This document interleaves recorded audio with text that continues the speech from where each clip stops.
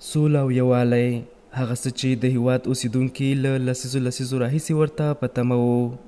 تازه د کندوز دښتې ارچي ولسوالۍ اوسیدونکي وایي د اسلامي امارت له بیا واکمنېدو را په دې خوا دې ولسوالۍ کې امنیت په بشپړ ډول خوندي شوی او دوی له هر ډول اندېښنو او ویرې پرته ژوند کوي. الحمدلله شب و روز مردم خوش هستند از امارت اسلامی و مسئولین بسیار برخود نیک دارند. الحمدلله بیخی هیچ مشکلی نیست. هر سن که میریم چک پاین 24 تا پرسون است امنیت مردم گرفته بیاد. هر سن که میریم خب به خوبی میریم به خوبی میایم، هیچ مشکل مردم نداریم.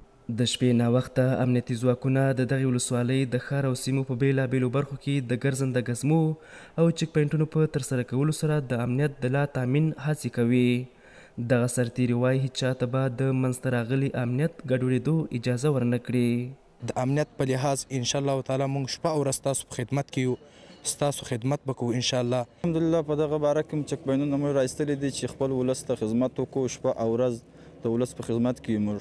له دې سره د دشتې ارچي ولسوالۍ مسؤلین د امنیت په برخه کې د ولس همکاري اړینه بولي او په خبره یې هیچ چاته به اجازه ورنه کړي چې ډاډمن امنیت وګواخي. روز به روز هم دیگر امنیت خوبتر می شود و به خوبایی روان است، به شکیبایی به بهبود روان است و برای همه هوایداست که انشالله هیچ نوع مشکل امنیتی ما نداریم.